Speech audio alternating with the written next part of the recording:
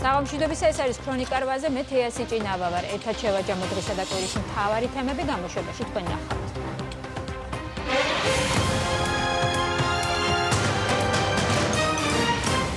ბოდბელი ეპისკოპოსის მორიგის სკანდალი. ეს მეუფე, ის მეუფეა, რომელიც იძახდა გახარია პრემიერი თუ გახდა ჩამოვაგდებო.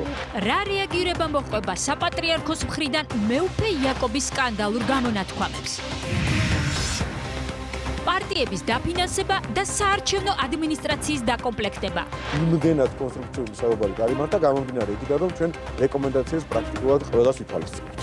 რა საკითხებზე მოახერხეს შეთანხმება ხელისუფლებამ და ოპოზიციამ?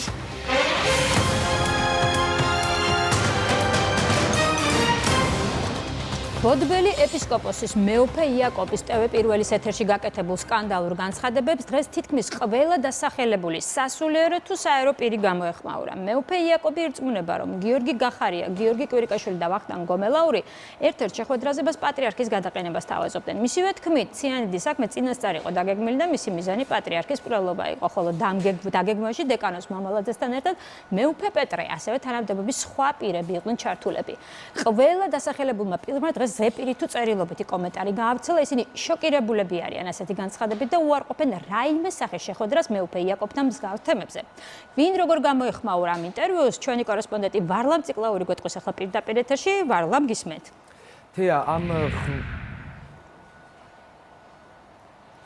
თეა, ამ ხმაურიანი განცხადებების შემდეგ ჩვენ რა თქმა უნდა დაუკავშირდით მეუფე იაკობს, მან სატელევიზიო ინტერვიუზე უარი განაცხადა, თუმცა მისი სატელეფონო ინტერვიუც ძალიან მძიმეა, მან არაეთიკურად მოიხსენია მედია, მათ შორის ტელეკომპანია Imedi, არაკორექტულად მომართა მეც. ეთიკის ნორმიდან გამომდინარე, მისი სატელეფონო ინტერვიუს სრულ ჩანაწერს შეგნებულად არ ვასაჯაროვებთ, გთავაზობთ ფრაგმენტს, სადაც მეუფე იაკობი ადასტურებს, რომ ის ნასვამია და ხმაურიანი განცხადებები სწორედ ნასვამმა გააკეთა. ნასვამ მდგომარეობაში ხართ მეუფეო? აი ძალიან ასამ მდგომარეობაში ვარ. ჩაიწერეთ, არ შემწება. ეჭვი იმის შესახებ, რომ მეუფე იაკობმა აღნიშნული განცხადება არაფხიზელ მდგომარეობაში გააკეთა, გამოთქვამს მეუფე პეტრეც. მეუფე იაკობის ბოდვა ასე უწოდებს ბოდბელი ეპისკოპოსის განცხადებებს ჭყონდიდელი მიტროპოლიტი და მეუფის საქციელზე პასუხისმგებლობას პატრიარქს აკისრებს. მეუფე იაკობის ბოდვა არაერთხელ მოგვისმენია სატელევიზიო ეთერში და დიდი ეჭვი მაქვს, რომ ის ახლაც და ადრეც იმყოფებოდა არაფხიზელ მდგომარეობაში. თუმცა ეს არ არის გამამართლებელი სასულიერო პირისთვის და მაღალი იერარქიის წარმომადგენლისთვის. მისი დღევანდელი მდგომარეობა არის სახე საქართველოს საპატრიარქოსი, არის სახე კათოლიკოს პატრიარქის. რა თქმა უნდა, არანაირი შეხვედრა არ ყოფილა კანცელარიაში. ხელისუფლების წარმომადგენლებთან მქონია და მქონდა შეხვედრა, გვისაუბრია მათ შორის ციანიდის სკანდალზეც და მithქვამს, რომ ეს იყო დიდი შეცდომა. პატრიარქის ქორეპისკოპოსის ხმაურიანი ინტერვიუს გამოეხმაურა შინაგან საქმეთა მინისტრი უწყების პრესსამსახურის მიერ გავრცელებულ განცხადებაში.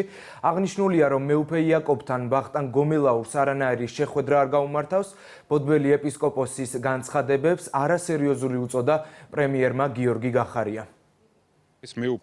ეს მეუფეა, რომელიც იძახდა გახარია პრემიერი თუ გახდა ჩამოვაგდებო.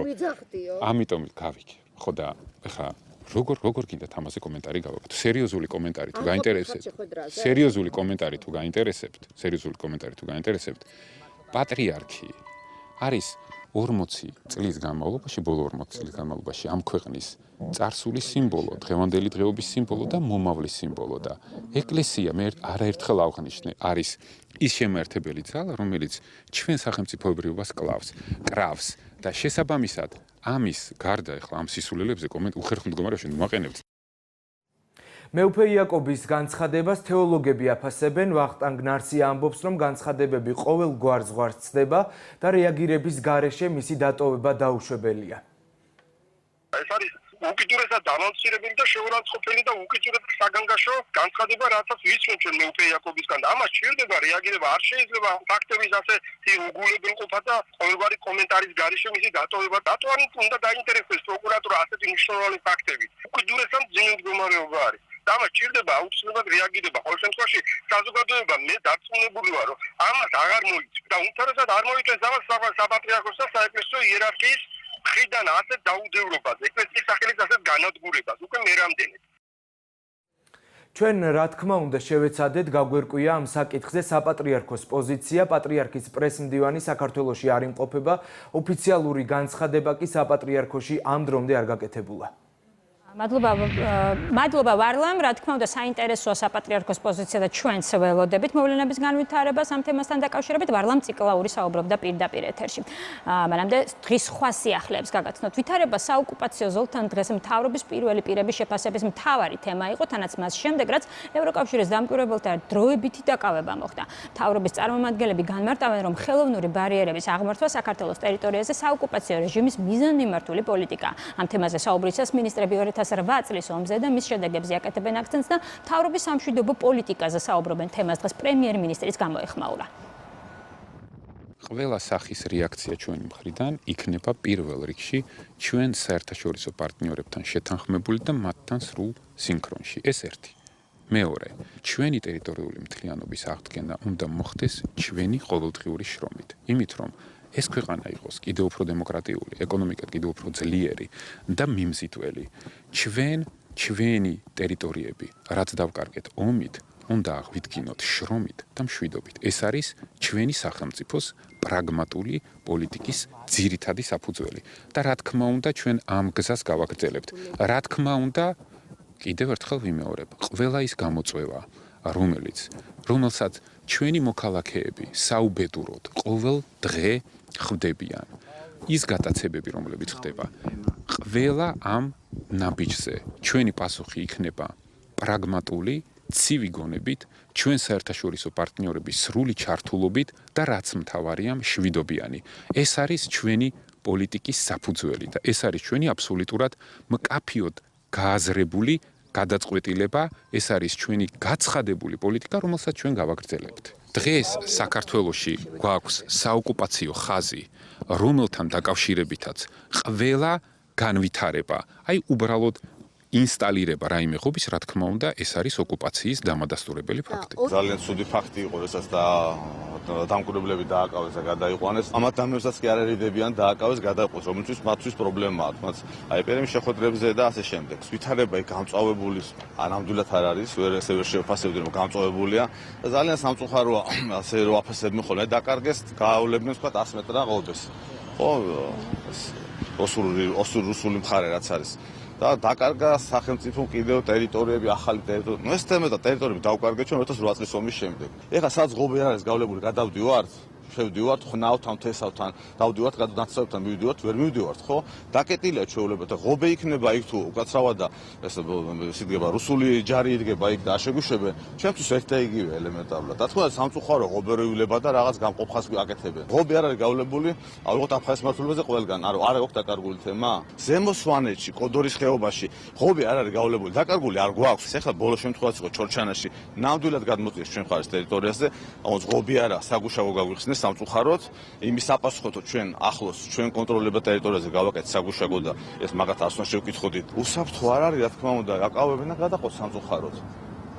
აკავებენ და გადაყოთ და გვიწევს მე მოლაპარაკებაც ხელი ხაზის გააქტიურება. მუშაობთ, რა თქმა უნდა, პროვინციულ ღონისძიებებზე, რომ არ მოხდეს კიდევ ძახის შეტაკება და ცეცხლი არ გაიხსნას ანიქით ამხიდან ანაქედან და არ გაიზარდოს უფრო ფართო მასშტაბიან ოპერაციაში. ახალი ღობეების თუ სხვა კონსტრუქციების გავლება, რაც ტალღობრივად მათი მხრიდან ხან როდის ხდება, ხან როდის ეტაპობრივად, ეს არ არის დღევანდელი და გუშინდელი ამბავი, ეს არის მრავალი წლის მისი მიზანმიმართული საოკუპაციო პოლიტიკის გამოხატულება და შედეგი და პირდაპირ შედეგია თუნდაც ატოცში ამგვარი საქმიანობის ანტიკანონიერი და ჩვენი კონსტიტუციის საწინააღმდეგო საქმიანობის ეს შედეგია პირდაპირ თუნდაც 2008 წლის ომის.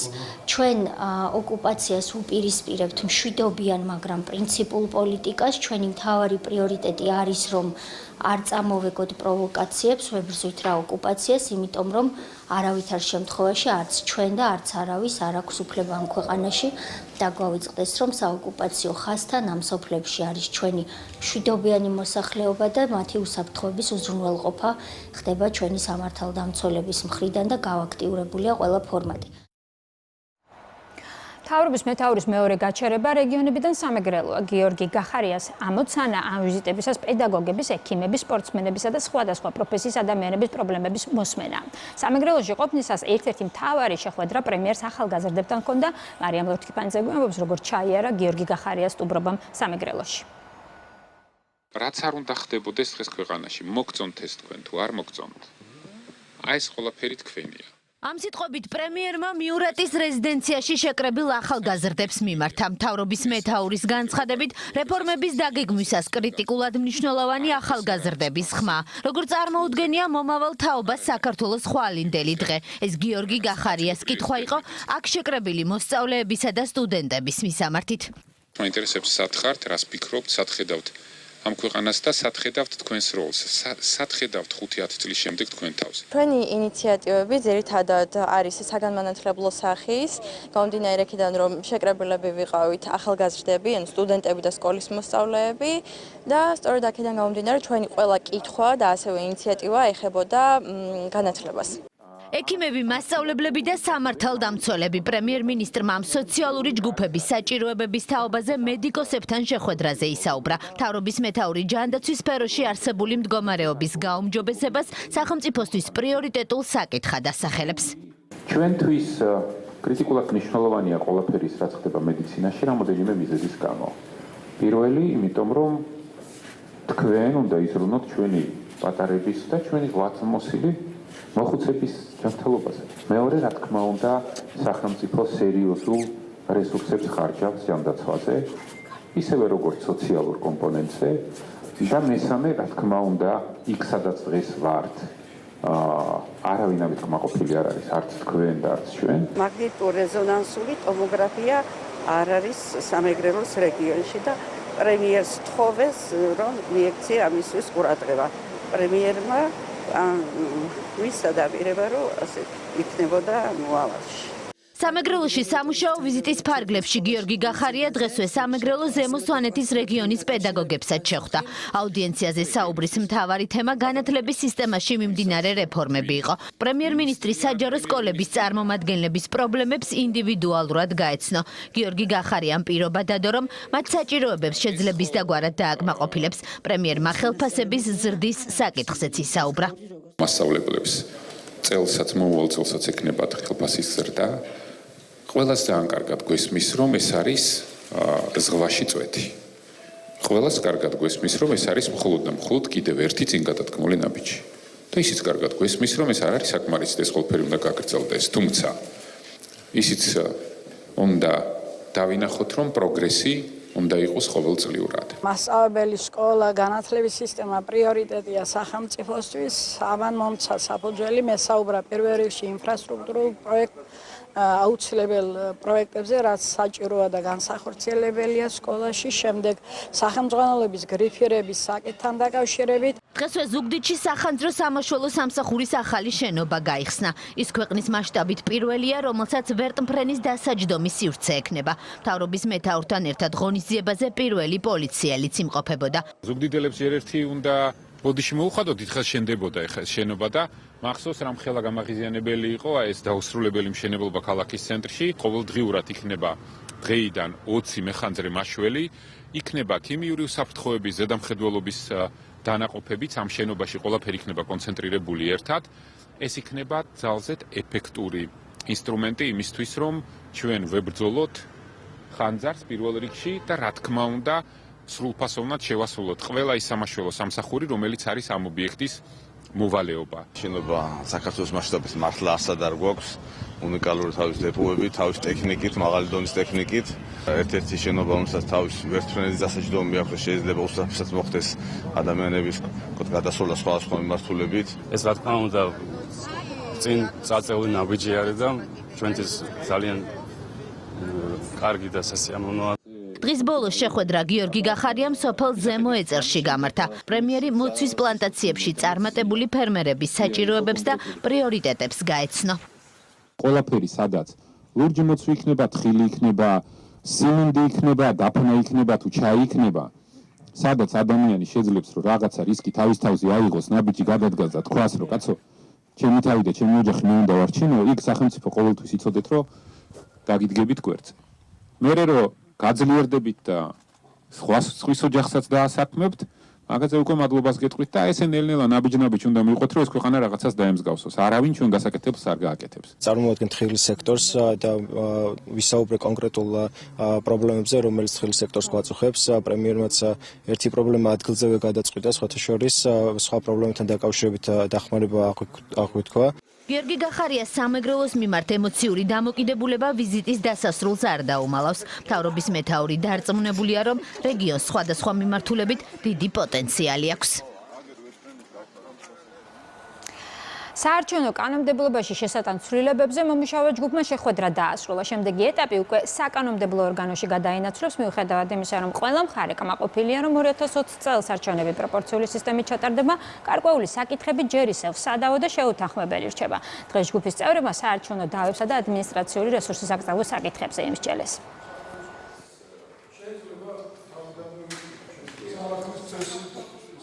რა თემები დარჩა სადისკუსიო, ამას სტუმრებთან ერთად გავარკვევთ. პირველი სტუმარია მამუკა კაციტაძე, რომელიც გვერდდება ხა პირდაპირ ეთერში. მოგესალმებით ბატონ მამუკა, მადლობა გადაცემაში მონაწილეობისთვის.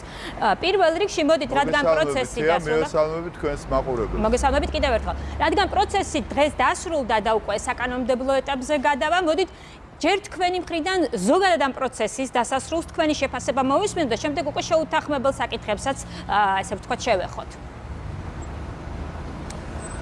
უპირველეს ყოვლისა, როდესაც საუბრობთ საარჩევნო გარემოს გაუმჯობესებაზე, ალბათ უნდა დავიწყოთ იმ საკონსტიტუციო ცვლილებებით, რომელიც მომავალი კვირიდან უკვე მართლაც გადაინაცვლებს პარლამენტში. ის მონაპოვარი, რაც მიაღწია პოლიტიკურმა სპექტრმა, სამოქალაქო საზოგადოებამ და რა გადაწყვეტილებაც იქნა თავად ქართულ ოცნებაში, რომ 2020 წლის არჩევნები ჩატარდეს პროპორციული წესით, ეს არის ყველაზე მთავარი თემა. ჩვენ ამაზე 10 წლებია ვიბრძვით, საუბრობთ, მაგრამ აი 2020 წლის არჩევნებისათვის უკვე დადგება ის მოცემულობა, როდესაც პირველ ადგილზე გასულ პარტიას აღარ ექნება დამატებითი მანდატების მითვისების საშუალება. ანუ ეს არის იმდენად მნიშვნელოვანი საკითხი, იმდენად პრიორიტეტული საკითხი და იმდენად მაღალი გავლენის მატარებელი საკითხი არჩევნების შედეგებზე, რომ ყველა დანარჩენი საკითხი ამასთან შედარებით არის ძალიან მცირედ მნიშვნელოვანი. მიუხედავად ამ პოზიტივისა, არის გარკვეული საკითხები, რომელიც კონსტიტუციურ ცვლილებას ახლავს თან და მაინც ჯერჯერობით არის ნეგატიურად გამოიყურება, ასე ვთქვათ, ჩემი გადასახედიდან. მიუხედავად იმისა, რომ გადასალახი ბარიერი მცირდება ბუნებრივ ბარიერამდე, არის სახელისუფლებო პოზიცია პარტიათა შორის თანამშრომლობის მექანიზმის მოშლის თაობაზე, რასაც საარჩევნო ბლოკები ქვია, ერთის მხრივ და მეორეს მხრივ მე ვიტყოდი არანაკლებად მნიშვნელოვნად, ასე ვთქვათ, უარყოფითი მომენტი გახლავთ ის, რომ ახალ სისტემაში რეგიონების წარმომადგენლობა, მუნიციპალიტეტების წარმომადგენლობა, ანუ ადგილებიდან დეპუტაციის წარმომადგენლობა საქართველოს პარლამენტში ვერ მოხერხდა აღნიშნული სისტემით და ეს ალბათ მაინც გარკვეულ ნაკლოვანებად აუცილებლად უნდა ჩაითვალოს და სხვათა შორის, როდესაც ჩვენ გვქონდა საერთო საჯარო განხილვა საქართველოს რეგიონებში, ეს თემა ყველა რეგიონში გაჩნდა აბსოლუტურად და ყველგან ისმებოდა საკითხი, რომ მაჟორიტარების გაუქმების ფონზე, რომელიც ჩემის აზრით აბსოლუტურად სწორი გადაწყვეტილებაა, ვინ ჩაანაცვლებს, ვინ შეცვლის მათ და ვისთან უნდა ჰქონდეს რეგიონებში მაცხოვრებელ ამომრჩეველს როგორც დეპუტატთან ურთიერთობა. მაგრამ კიდევ ერთხელ ვიმეორებ, მთლიანობაში ეს პაკეტი არის უაღრესად დადებითი და პოზიტიური ნაბიჯი საარჩევნო სისტემის გაუმჯობესების ნაწილში, თუმცა რჩება რესურსი, რომ ის ნაკლოვანებები, რომელზედაც მე უკვე მოგახსენეთ, აღმოფხრილი იქნას. რაც შეეხება საარჩევნო კოდექსს, მე მინდა მცირე კორექტივი გავაკეთო თქვენს, ასე ვთქვათ, წინა სიტყვაობასთან დაკავშირებით, რომ დამთავრდა პროცესიო, დამთავრდა საკონსტიტუციო ცვლილების პროცესი. უფრო სწორედ განხილვის პროცესი და შევიდა პარლამენტში. რაც შეეხება საარჩევნო კოდექსში შესატან ცვლილებათა პაკეტს, ეს დღეს კაჭრეთში ორდღიან შეხვედრაზე იყო განხილული, მაგრამ არის მთელი რიგი საკითხები, რომელიც ღიად არის დარჩენილი და ამ თვალსაზრისით კონსტიტუციური ცვლილების მსგავსად დამთავრებულად ვერ ჩავთვლით საარჩევნო კოდექსთან დაკავშირებულ საკითხებს. მოდით აი რამდენიმე ამ საკითხს მივყვეთ, რომელიც დღეს კაჭრეთში განიხილეთ, მაგალითად პარტიების დაფინანსების წესს შევეხოთ. ამაზე მიღწეულია უკვე შეთანხმება. იცით რა არის? იცით რა არის პარტიების დაფინანსების თემასთან მიმართებაში არის ერთი მე ვიტყოდი ნიშნულობით უფრო აღმატებული საკითხი, რომელსაც თუნებას მომცემთ, ამით დავიწყებ. ეს არის საარჩევნო ადმინისტრაციის დაკომპლექტების წესი. ანუ, როდესაც ნებისმიერი მატჩი, ნებისმიერი პაექრობა, ნებისმიერი შეჯიბრი არსებობს, თუ იქ არბიტრი ტენდენციურია, მაშინ ასეთი მატჩის მიმართ დამოკიდებულება არის დაბალი ნდობის მატარებელი. ამიტომ საარჩევნო ადმინისტრაცია არის უაღრესად მნიშვნელოვანი თემა და მისი დაკომპლექტების წესი კიდევ უფრო მნიშვნელოვანი.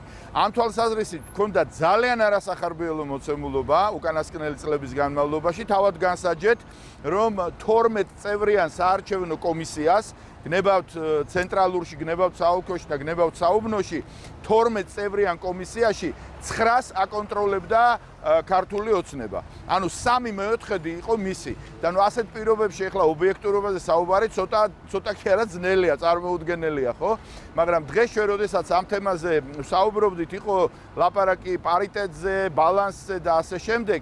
მე არ ვიტყვი და ვერ ვიტყვი, რომ ბოლომდე აღმოიფხვრეს თანაფარდობა, მაგრამ რაღაც დოზით შეიძლება პროგრესირდა, იმიტომ რომ თუ ადრე 12-დან 9-ს აკონტროლებდა ხელისუფლება, ეხლა 13-დან 8-ს აკონტროლებს და ასე ვთქვათ პროცენტმა მოიკლო, მაგრამ ბალანსი და პარიტეტი მაინც ვერ არის დამყარებული. რაც შეეხება თქვენს მიერ დასმულ საკითხს პარტიათა დაფინანსების თაობაზე, ამ ნაწილში ორი მნიშვნელოვანი პოზიტივია.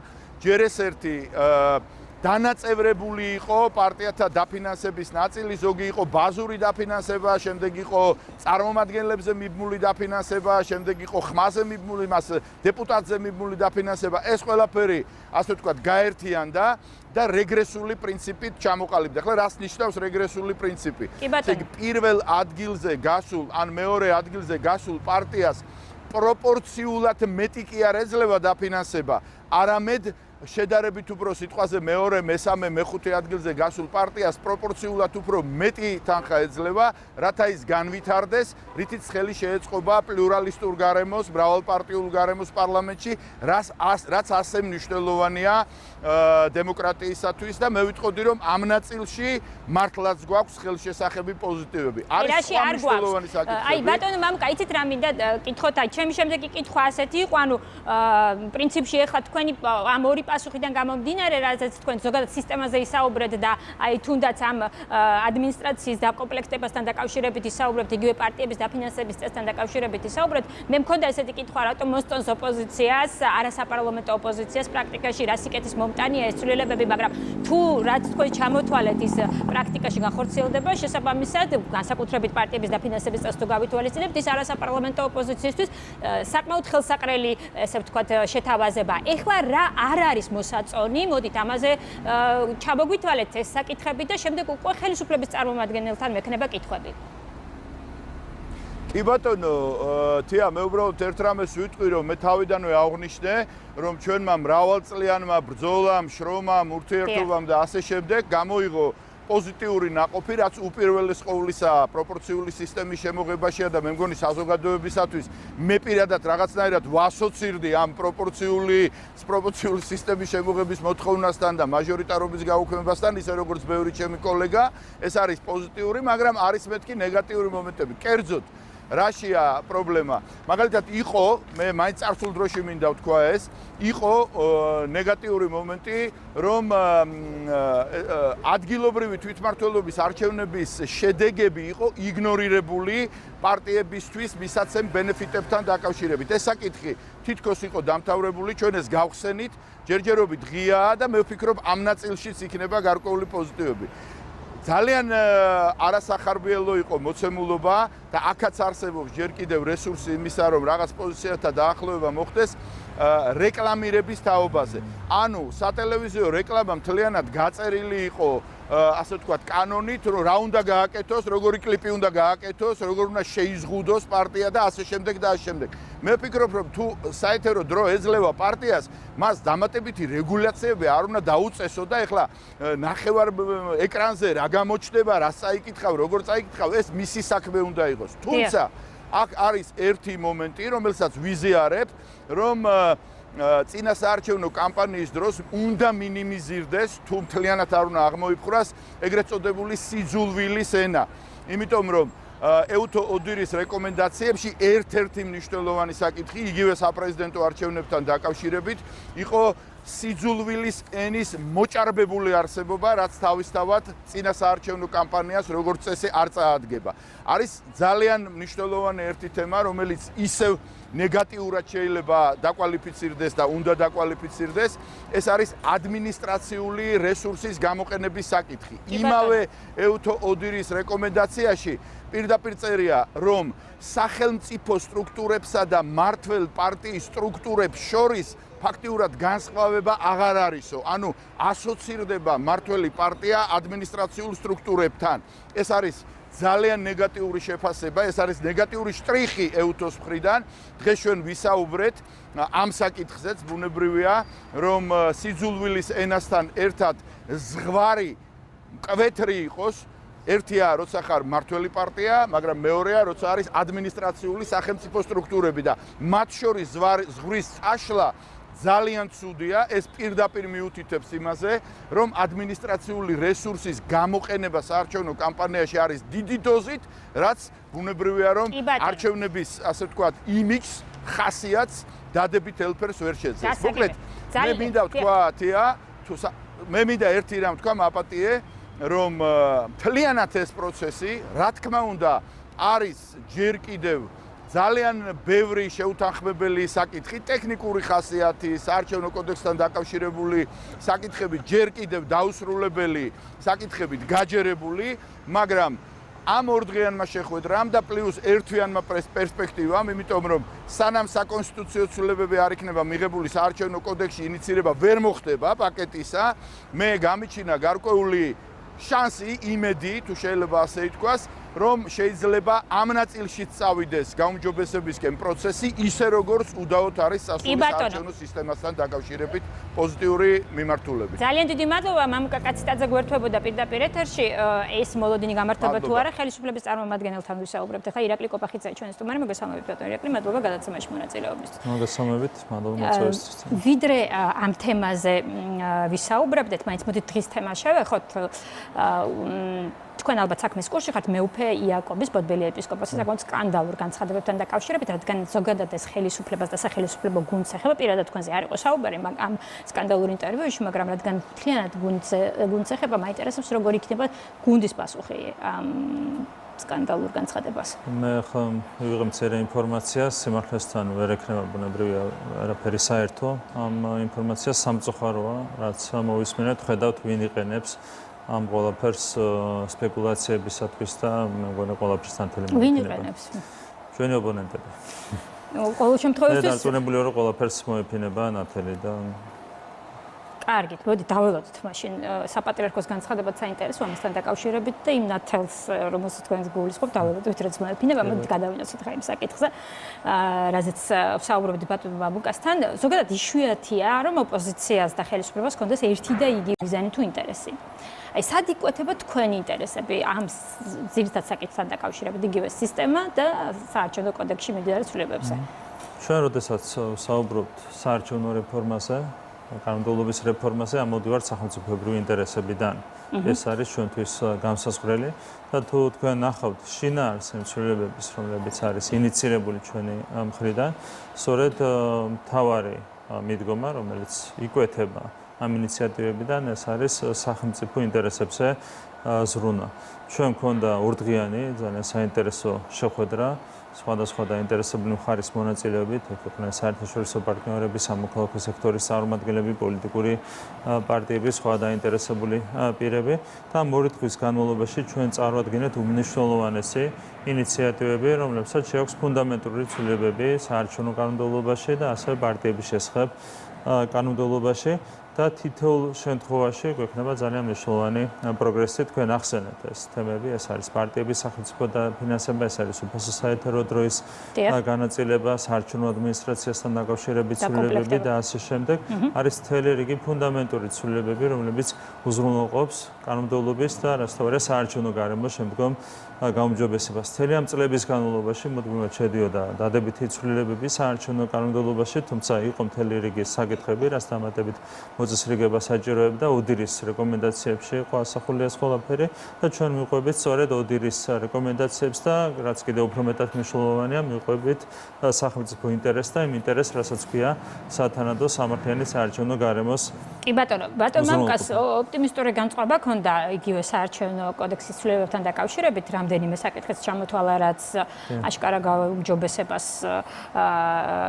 გაუმჯობესებულია წინა წლებთან და წინა პრაქტიკასთან შედარებით, მაგრამ არის საკითხები, რომელიც ჯერ კიდევ ნეგატიურ ელფერს შეიცავს. ნუ პირველი და მთავარი, რაც არის ზოგადად, რაზედაც ხელისუფლებას კრიტიკის მთელი, ესე ვთქვათ, მეტი წილი მოსდის, ეს არის არა მარტო თქვენს ხელისუფლებას, წინა ხელისუფლებასაც ესე ქონდა ადმინისტრაციული რესურსის გამოყენება. აი კი, ამას მუდმივად არის როგორ უნდა შეიცვალოს? მუდმივად არის საუბარი ჩვენ ყოველთვის, როცა შევდივართ საარჩევნო პროცესში და როდესაც გვესმის ინფორმაცია ადმინისტრაციული რესურსის გამოყენებასთან დაკავშირებით, ჩვენი ერთადერთი თხოვნა სხვა გაინტერესებული პირების მიმართ არის შემდეგი. მოგვაწოდეთ ინფორმაცია იმასთან დაკავშირებით, რომ ხდება ადმინისტრაციული რესურსის გამოყენება. როგორ უნდა მოგაწოდოთ? ბატონო იაკლი, ასე ამბობდა წინა ხელისუფლებაც, რომ რაში გამოიხატება ეს ადმინისტრაციული რესურსის გამოყენება? წინა ხელისუფლება, როდესაც იყენებდა აქტიურად ადმინისტრაციულ რესურსებს და ამას ჰქონდა სისტემური ხასიათი და ესეც არ იყო მარტო, ასე ვთქვათ, მნიშვნელოვანი იყო ის, რომ მთლიანად მონოპოლიზებული იყო მაშინ საჯარო სამსახური. ეხლა ვითარება არის აბსოლუტურად განსხვავებული. მონოპოლია აღარ არის საჯარო სამსახურში. ერთ-ერთი მთავარი, რასაც საყდრობენ ხოლმე ჩვენ მათ შორის ჩვენი აქტივისტები არის ის, რომ ძალიან ბევრი ადამიანი, ასე ვთქვათ, ძველი დანიშნული რჩება საჯარო სამსახურის სისტემაში. ეს იყო არჩევანი, რომელიც თავის დროზე გაკეთდა, აქცენტი კეთდება პროფესიონალისზე და არა პოლიტიკურ კუთვნილებაზე. შესაბამისად, ვითარება არის რადიკალურად შეცვლილი. ჩვენ ამაზე გვქონდა საუბარი ამ შეხვედრის დროსაც, საერთაშორისო პარტნიორებსაც ვაჩვენეთ ის განსხვავება, რომელიც არის დღევანდელ ვითარებასა და წინა ვითარებას შორის. თქვენ რო ჩაგეტარებინათ მასში სოციოლოგიური კვლევა 2012 წლამდე, ალბათ 90%-იანი მაჩვენებელი მაინც გექნებოდათ ხელისუფლების ხარდაჭერის საჯარო მოსამსახურეებს შორის. დღეს როცა ტარდება სოციოლოგიური კვლევები, ხარდაჭერა არის დაახლოებით იგივე საჯარო სამსახურში, რაც არის ზოგადად საზოგადოებაში. მონოპოლია აღარ არსებობს საჯარო სამსახურში და ამ დროს ადმინისტრაციული რესურსის სისტემური გამოყენება საერთოდ აზრსაც კარგავს. რაც შეეხება კონკრეტულ ფაქტებს. მოქალაქეები თავად ესე ვთქვათ არიან ხელისუფლების ხარდამჭერები და არ არის საჭირო განწყობა საჯარო სამსახურში, რაც არის საზოგადოებაში, იგივეა საჯარო სამსახურშიც, ანუ პროცენტები რო ავიღოთ საზოგადოებაში როგორ ნაწილდება პრეფერენციები პარტიების მიმართ, იგივეა საჯარო სამსახურში. რაც ადასტურებს იმას, რომ ნეიტრალიტეტი საჯარო სამსახურის არის არსებითად უზრუნველყოფილი და აქ აქვს ფუნდამენტური ცვლილება. ზუსტად ამიტომ კარგავს სისტემური გამოყენება ადმინისტრაციული რესურსის რეალურად აზრს. შენ თუ მონოპოლია არ აქვს საჯარო სამსახურში, არაფერს არ გაძლევს საჯარო მოსამსახურეების, ასე ვთქვათ, სისტემურად გამოყენება. ამ მიმართულებით ეხლა უკვე ესე რომ ვთქვათ, მომავალში არაფერი არ იცვლება ადმინისტრაციული რესურსის შეზღუდვასთან დაკავშირებით. ფაქტებს რაც შეეხება კონკრეტულ ფაქტებს, როდესაც სანსაურო მოძრაობა სისტემურად იყენებდა ადმინისტრაციულ რესურსს, არსებობდა უამრავი ფაქტები ამასთან დაკავშირებით. რაც შეეხება ჩვენს, ასე ვთქვათ, შემთხვევას, თქვენ გახსოვთ მაგალითად წინა არჩევნების დროს არაერთი ინფორმაცია გავრცელდა იმის თაობაზე, რომ დაწყებული იმით, რომ ყალბი თითქოს აიდი ბარათები იბეჭდებოდა, დამთავრებული იმით, რომ ვიღაცები აგროვებდნენ სიებს ბაღებში და ასე შემდეგ. ვითხოვეთ ფაქტები და ვერც ერთი ფაქტი ვერ წარმოადგენთ. 2012 წლამდე იყო უამრავი ფაქტი, დღეს აღარ არის ფაქტები. ანუ ფაქტების გარეშე გვესაუბრებიან. თუმცა კონკრეტულ ორგანიზაციებს ჰქონდათ რაღაც კვლევები, რომელზედაც ისინი სწორედ ამ საკითხზე საუბრობდნენ. სამწუხაროდ ახლა ჩემთვის არ არის ხელმისაწვდომი, მაგრამ სამწუხაროდ ეს აისახა ოდერის დასკვნაში, არის ერთი წინადადება, რომელიც რეალურად არ შეესაბამება სინამდვილეს და მიზეზი ზუსტად ეს არის. ანუ გადატანილია ეს დასკვნა კონკრეტული ორგანიზაციების ადგილობრივი დამკვირვებელი ორგანიზაციების დასკვნებიდან, რომლებიც საუბრობენ ფაქტების გარეშე. ნებისმიერ შემთხვევაში, როდესაც სტარდება არჩევნები, ჩვენ ვითხოვთ ფაქტებს რეაგირების სატყოფნას გამოხატავთ ამ ფაქტებთან დაკავშირებით და არასდროს არ გვაწვდიან ესენი ფაქტებს. რომ იყოს რეალურად რაიმე სისტემური თუ ასე ვთქვათ სისტემატური გამოყენება ადმინისტრაციული რესურსის საარჩევნო პროცესში, ეს ფაქტები აუცილებლად იარსებებდა. და კიდევ ერთი, აი, კენჭისყრის დღეს სპეციალური პერიმეტრის მოწყობა, სადაც ვერ მოხერხდება ამ ჩვენთვის ყოველასთვის ნაცნობი კადრები, ხო? კოორდინატორებს, რასაც ეძახიან, შემდეგ არჩევნების შემდეგ. ეს თუ არ ვწდები, ოდირის დასკვნაშიც ერთ-ერთი რეკომენდაცია იყო. რა ხდება ამ საკითხთან დაკავშირებით? თავის დროს მე მქონდა თვითონ შეხვედრა ოდირის წარმომადგენლებთან საპრეზიდენტო არჩევნების შემდეგ და მე წამოწია თვითონ ეს თემა, საუბრობდი ასე ვთქვათ ნეგატიურ ტრადიციაზე, რომელიც მოყვება ჩვენ მთელი წლების განმავლობაში. ხშირად სურათი საარჩევნოებთან არ არის მაინც და მაინც ლამაზი. ასე თქვა და ეს ტრადიცია საჭიროებს შეცვლას და კორექტირებას. თქვენ ხელისუფლებასაც არ უთქვამს უარი ამ პრაქტიკის გამოყენებას. ეს ინიციატივა რომ ამაზე გვიმშველა ჩვენ თავად გამოხატეთ, ეს ხო ჩვენი ინიციატივა.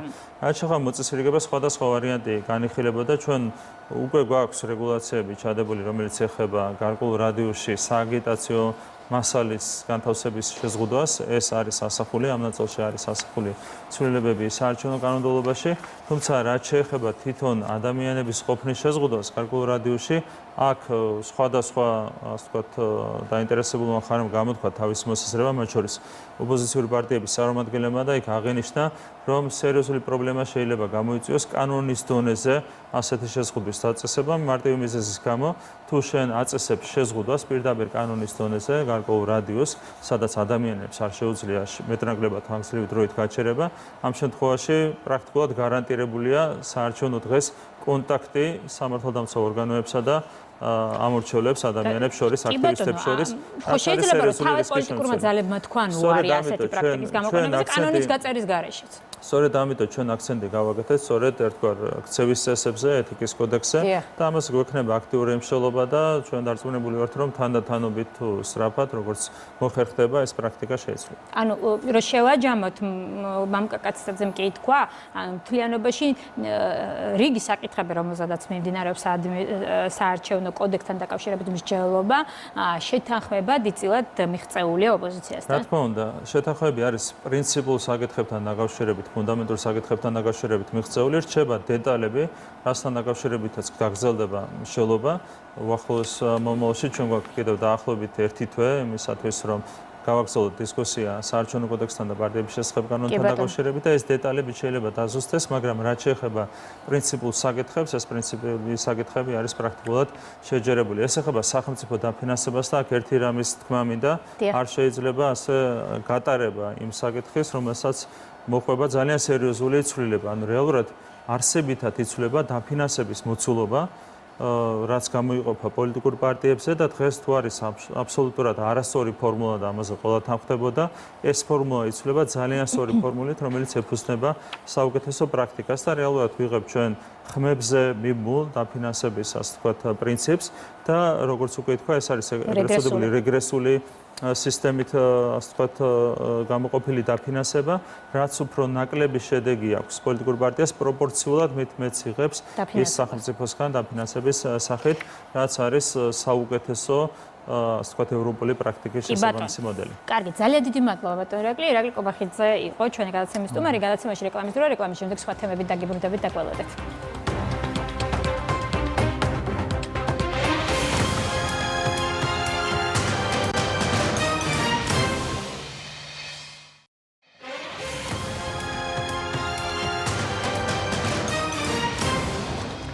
ეს არის ქრონიკა 8-ზე. ანაკლის სპორტს სრული მხარდაჭერა აქვს სახელმწიფოს მხრიდან, ასე გამოუხმაურა მთავრობის მეთაური ამ თემას, გიორგი გახარიას თქმით, კონტი ჯგუფმა თავად უნდა გადაწყვიტოს დარჩება თუ არა კონსორციუმში. პრემიერის თქმით, ხელისუფლება მხოლოდ მიესალმება ყველა ამერიკულ კომპანიას ამ პროექტში. ანაკლის სპორტს სახელმწიფოს მხრიდან აქვს სრული მხარდაჭერა.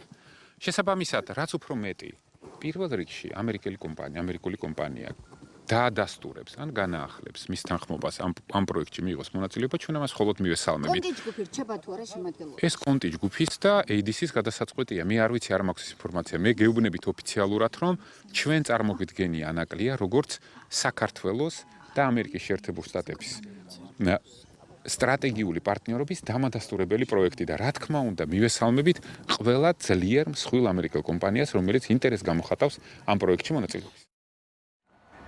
თავად კონტი ჯგუფი კი ანაკლიის პროექტში დარჩენას არ აპირებს. ოფიციალური რელიზიდან ირკვევა, რომ ამ ეტაპზე ჯგუფი წილების გაყიდვას ცდილობს, თუმცა როგორც განმარტავს, ამისთვის მთავრობისგან და კონსორციუმის სხვა წევრებისგან შესაბამისი თანხმობაა საჭირო. ამ საკითხზე ანაკლის კონსორციუმის გენერალური დირექტორი განმარტებას აკეთებს. ლევან ახვლედიანი აცხადებს, რომ დაგეგმილი ტრანზაქცია არ შედგა და კონტი რჩება აქციონერად. მისივე თქმით, კონსორციუმი აგრძელებს სხვა ინვესტორებთან, მათ შორის ამერიკულ საინვესტიციო ფონდთან მოლაპარაკებას, რომლის ვინაობის შესახებ უახლოეს მომავალში გახდება ცნობილი. ტრანზაქცია, რომელიც იქნა მოლაპარაკებული ზაფხულის პერიოდში, რომელიც ითვალისწინებდა კონტის გასვლას, უნდა დასრულებულიყო ყველა ფორმალობა და ნებართვები მათ შორის მთავრობიდან აღება ოქტომბრის ბოლომდე. ეს ფორმალობები ვერ დასრულდა და შესაბამისად ტრანზაქცია არ შედგა. აქედან გამომდინარე, ფაქტად რჩება, რომ კონტი არის ისევ აქციონერი, რჩება აქციონერად, მათი სურვილი არის გასვლა და მაგრამ მათი კონკრეტული ტრანზაქცია, რითიც ისინი გავლენ, ამის ეს დღის წესრიგში დღეს არ დგას. ჩვენსა და მთავრობას შორის იყო ეს ნებართვები ასაღები, იყო სხვა აქციონერებისგან ნებართვები ასაღები, შესაბამისად ეს ფორმალობები, რაც ესე ტრანზაქციებს ახლავს, ისინი არ დასრულდა. ჩვენ ამის და მიუხედავად ვაგრძელებთ მუშაობას სხვა ინვესტორებთან, ეს არის მათ შორის მერიდიანთან, მათ შორის ამერიკულ საინვესტიციო ფონდთან, რომელთანაც გვაქვს ძალიან აქტიური მოლაპარაკება, შესაბამისად ჩვენ უახლოეს დროში გვექნება ამასთან დაკავშირებით დამატებითი ინფორმაცია და გავაცნობთ აუცილებლად საზოგადოებას. ფონდის სახელს ისევ არ ვიმხელთ. ფონდის სახელზე ჩვენ ვინაობას არ ვამხელთ, კიდევ ერთხელ, როგორც კი გვექნება ამისი გასაჯაროების საშუალება, აუცილებლად შეგატყობინებთ. ერაყი, ეთიოპია, ჩილე, ბოლივია, ესპანეთი პრაქტიკულად მთელი მსოფლიო საპროტესტო აქციებმა მოიცვა. გახშირებული დემონსტრაციები გაეროს ყურადღების ქვეშ მოხვდა და შეშფოთების მიზეზიც გახდა.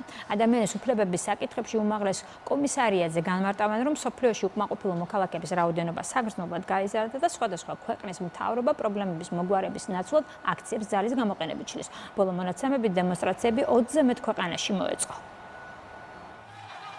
რეჟიმის შეცვლის, სამუშაო ადგილების შექმნის, უკეთესი სოციალური პირობების, კორუფციის აღმოფხვისა და საარჩევნო კანონმდებლობაში ცვლილებების მოთხოვნით გამართული საპროტესტო აქცია ერაყში მსხვერპლით დასრულდა.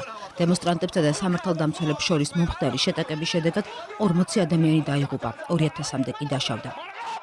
მსხვერპლი მეტწილად ბაღდადში ეგრეთ წოდებულ მწვანე ზონის ტერიტორიაზე სახელმწიფო შენობებზე თავდაცვებს მოჰყვა. საპროტესტო გამოსვლები ქვეყნის რამდენიმე ქალაქში 1 ოქტომბრის შემდეგ იმართება. ამ ხნის განმავლობაში არეულობების დროს საერთო ჯამში 150 ადამიანი დაიღუპა. კიდევ უფრო დიდძალი მსხვერპლით დასრულდა ანტისახელისუფლებო გამოსვლა ეთიოპიაში. ორომიას რეგიონში პოლიციასა და დემონსტრანტებს შორის შეტაკება 67 ადამიანი ემსხვერპლა, მათგან 5 სამართალდამცველია. საპროტესტო გამოსვლები ქვეყანაში ცნობილ მედია მენეჯერსა და აქტივისტზე ჯავარ მუჰამედზე ხელისუფლების მხრიდან ზეწოლის შესახებ გავრცელებული ცნობის შემდეგ დაიწყო. ჯავარ მუჰამედმა რამდენიმე დღის წინ განაცხადა, რომ ადის-აბებაში მას საფრთხე ემუქრებოდა და რომ სახელმწიფო მას დაცვა მოუხსნა.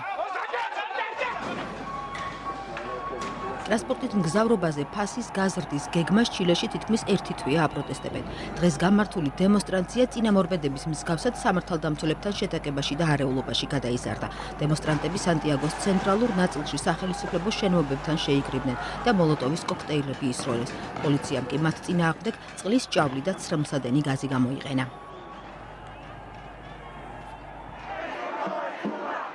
ბოლივიის საპრეზიდენტო არჩევნებში გამარჯვებულად ევო მორალესის გამოცხადება ქვეყანაში უწყვეტი საპროტესტო გამოსვლების მიზეზი გახდა. უკვე რამდენიმე დღეა ათასობით ბოლივიელი არჩევნების მეორე ტურის ჩატარებას ითხოვს. მოსახლეობის მოთხოვნას ევროკავშირის შეერთებული შტატები, ასევე კოლუმბია და არგენტინაც იზიარებენ. ქვეყნის ლიდერი ევო მორალესი კი ოპოზიციას სახელმწიფო გადატრიალების მცდელობაში ადანაშაულებს. საპროტესტო აქციების ეპიცენტრადაა აქცეული ბარსელონაც. კატალონიელები ესპანეთის სასამართლოს მიერ პატიმრობა მისჯილი ლიდერების გათავისუფლებას ითხოვენ. დემონსტრაციები 14 ოქტომბერს დაიწყო, როცა სასამართლომ კატალონიის ყოფილ ლიდერებს ამბოხის წაქეზებაში დასდო ბრალი და 13 წლამდე პატიმრობა მიუსაჯა. მსოფლიოს სხვადასხვა ქვეყნებში შექმნილი ვითარების გამო შეშფოთებას გამოთქვამს გაერო. ორგანიზაციის მიერ წარმოებული სტატისტიკა აჩვენებს, რომ მოქალაქეების უკმაყოფილებამ ხელისუფლების მიმართ პრაქტიკულად მთელი მსოფლიო მოიცვა. მოსახლეობის უკმაყოფილებას კი მეტწილად მმართველი ორგანოები ძალის გამოყენებით პასუხობენ. გაერო ბოლივიაში, ჩილეში, ეგვიპტესა და სხვა რამდენიმე ქვეყანაში სპეციალურ კომისიას გაგზავნის, რომელიც აქციების დაშლის საკითხს შეისწავლის. დაბრუნდეთ საქართველოში სამეგრელოს უკანასკნელი მთავრის ნიკო დადიანის სასახლის პირვანდელი იერსახის დაბრუნების შემდეგ განათლების, მეცნიერების, კულტურისა და სპორტის სამინისტრო ნიკო დადიანის სასახლის ექსპოზიციის მოწყობას უზრუნველყოფს. აღნიშნული სამუშაოს ჩასატარებლად ბიუჯეტში 70,000 ლარამდეა განსაზღვრული. დაგეგმილია სასახლის ვიტრინებითა და სხვა ტექნიკური ინვენტარით აღჭურვა, შერჩეულია საექსპოზიციო მასალის გამოფენა. ამასთან უახლოეს დღეებში დასრულდება ბოტანიკური ბაღის რეაბილიტაციის პროექტიც. სამეგრელოს უკანასკნელი მთავრის ნიკო დადიანის სასახლის პირვანდელი იერსახის დაბრუნების შემდეგ განათლების სამინისტრო ნიკო დადიანის სასახლის ექსპოზიციის მოწესრიგებას უზრუნველყოფს. რეაბილიტაციისთვის ბიუჯეტში 70,000 ლარამდეა განსაზღვრული. დაგეგმილია სასახლის ვიტრინებითა და სხვა ტექნიკური ინვენტარით აღჭურვა და საექსპოზიციო მასალის გამოფენა. პროექტი განხორციელდა საქართველოს კულტურული მემკვიდრეობის დაცვის ეროვნული სააგენტოს ინიციატივით, მთავრობის ხელშეწყობითა და ისტორიულ ძეგლთა დაცვისა და გადარჩენის ფონდის დაფინანსებით. დაბლა გვექნება არქეოლოგია, ეთნოგრაფია და იქ არქეოლოგიური ნივთები განთავსდება, რაც ჩვენთან არის დაცული და ზემოთ გვექნება ფერწერული ტილოების, ესე იგი სახვითი და გამოყენებითი ხელოვნების ნიმუშებს გამოფენთ. უახლოეს დღეებში დასრულდება ბოტანიკური ბაღის განახლება. პროექტის მიხედვით ბაღის შიდა ბილიკების, ადმინისტრაციული შენობის, ხელოვნური ტბის, სარწყავი არხის, სველი წერტილების, ბაღის ღობისა და სასეირნო ბილიკების აღსადგენად მუშაობა უკვე დასრულებულია. პროექტს მსოფლიო ბანკის დაფინანსებით საქართველოს მუნიციპალური განვითარების ფონდი ზუგდიდის მერიასთან ერთად ახორციელებს. პროექტის ღირებულება 12 მილიონი ლარია. რეაბილიტაციის პროექტის ფარგლებში მოიწყო ბილიკები, მოიწყო განათების სისტემა, კომუნიკაციები, რომელიც ჩატანილია მიწის ქვეშ. 2 ნოემბერს დასრულდება პროექტი და ნოემბრის დასაწყისიდან ბოტანიკური ბაღი მზად იქნება ვიზიტორების მისაღებად. ადგილობრივები დადიანების სასახლის ისტორიულ მნიშვნელობაზე ამახვილებენ ყურადღებას. ამბობენ, რომ წლების განმავლობაში დადიანების ისტორიულ კომპლექსში მდებარე სასახლეებში სავალალო მდგომარეობა იყო. ახლა კი მათ პირვანდელი იერსახე დაუბრუნდებათ. ძალიან მიხარია, ძალიან კარგია ქალაქისთვის და ბავშვებისთვის და ყველასთვის. მისახედი ყოველთვის კაია, ადრე თუ მიხედავ, მაგრამ ჯობს გვიან ვიდრე არასდროს. უნდა შევუწყოთ ხელი, დავიცვათ სისუფთავე, მოვაროთ თითოეულ ხეს, თითოეულ ბალახს, იმიტომ რომ ამაში დიდი ჯაფა და დიდი შრომა არის ჩადებული. დადიანების ბაღსა და სასახლეების კომპლექს 2006 წლიდან კულტურული მემკვიდრეობის უძრავი ძეგლის სტატუსი აქვს მინიჭებული, ხოლო 2015 წელს მთავრობის დადგენილებით ეროვნული მნიშვნელობის კატეგორია განესაზღვრა. ზურგეთში დღეს ალეგრობა აღინიშნა, ქალაქის ცენტრი ერთი დღით საგამოფენო სივრცედ გადაიქცა, სადაც მისულ სტუმრებს ადგილობრივი ნაწარმის კლასებში მონაწილეობის მიღებაც შეეძლოთ. ზურგეთობას ადგილობრივები, ტურისტები და სპეციალურად ამ დღისთვის ჩასული სტუმრები დღეს ერთად ზეიმობდნენ. ძალიან ბედნიერი ვარ, ენით აღუწერელი ემოციებია. ეს არის მუნიციპალიტეტის საჩუქარი, კერძოდ 80%-იანი გრანტის მფლობელ ბავშვებს მუნიციპალიტეტი გვაჯილდოვებს 3,000 ლარის ოდენობის თანხით. მოულოდნელი იყო აბსოლუტურად, მაგრამ რა ვიცი, ყველას მადლობას ვეუბნები, ვინაც დააფასა ჩემი შრომა. გამოვედი ჩემს სამშვილთან ერთად, მომწონს ყველაფერი, ბავშვები ერთობიან საბავშვო კუთხეში. მე მოვიარე, ნახე გურული კუთხეები, დავაგემოვნე ჩურჩხელას, სხვადასხვა ნივთებით შევიძინე სუვენირები და მაყოფილი ვარ. საზეიმო განწყობა არის, ჩართული არის უამრავი ფოლკლორული ჯგუფები, მათ შორის ახალგაზრდებიც, ბავშვებიც და საზეიმო განწყობაა შექმნილი მთლიანად ჩვენს მუნიციპალიტეტში. სტუმრად გყავს გენიჩესკიდან დამეგობრებული ქალაქის მერი და საკრებულოს წევრები, 50-მდე დელეგაცია ადამიანი არის დელეგაციაში წარმოდგენილი. ასეთი იყო მოვლენათა ქრონიკა, მე სამშაბათამდე გემშვიდობებით ნახვამდის.